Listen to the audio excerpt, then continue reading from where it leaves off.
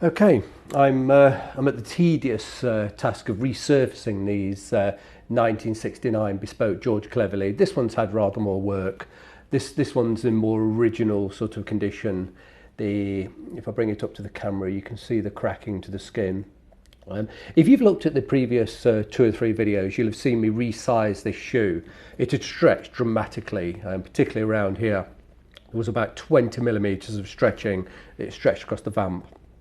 You can see me resize this with steam. Not an easy or quick process, but it can be quite successful. We now have the Cleverley shape restored back onto its bespoke trees, but the cracking still needs to be dealt with. It will take at least 10 hours per shoe.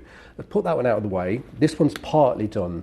It's much lighter, and if I bring it closer to the camera, you can see the lighter areas have been more heavily sanded. There's no cracking whatsoever. I still need to do quite a bit around here. And I'm doing the first cut. I think this is 120 grit. It's quite sharp. You cannot sand over the stitching. You really can't. The second you touch the stitching, it will disintegrate. So you can stand up to it, but not over it. And this is just a tedious process, very slow. I've just got a little bit of paper on my thumb and just work round, pressing quite hard, and slowly cutting a few microns of skin away. It looks dramatic. Let's just brush off a little bit. It's fallen on my trousers, never mind. So, and this is all you do, just work away and try to remove just a few microns of very tough, dry and broken skin on the surface. What's below is actually quite soft. It's very much similar to the heels of your feet. If you don't look after your feet, and particularly athletes get very hard skin on their heels, and it thickens and eventually it cracks, and it's unsightly, but it's completely dead. No amount of moisturising will bring that back from being cracked. So you have to use a foot file or a pumice stone on your feet and to take away the dead surface, and that's really what I'm doing here. Tedious process. Just keep working. These cracks, they're quite smooth now. They've had a light cut, but if I cut a bit deeper, I can get them out to 100%. So I remove all the cracking with a sharp paper. Like I said, this is 120 grit, and then I will go down to a slightly finer paper, probably 180 grit, and I'll finish it with around about 400 grit. So it's a long process, take many hours.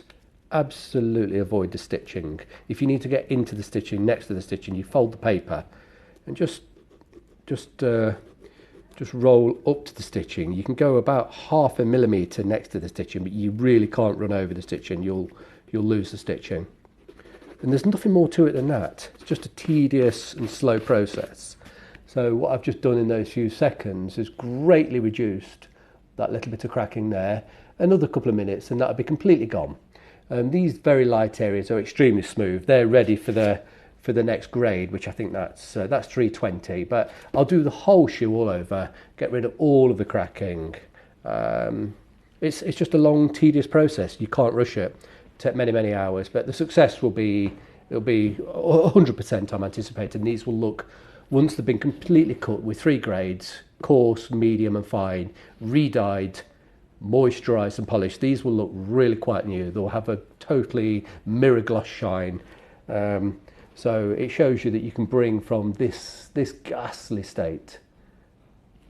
This is about 1/4 of the way into the cutting. A lot more work, but just a case of time and patience, of course. Never rush such a job.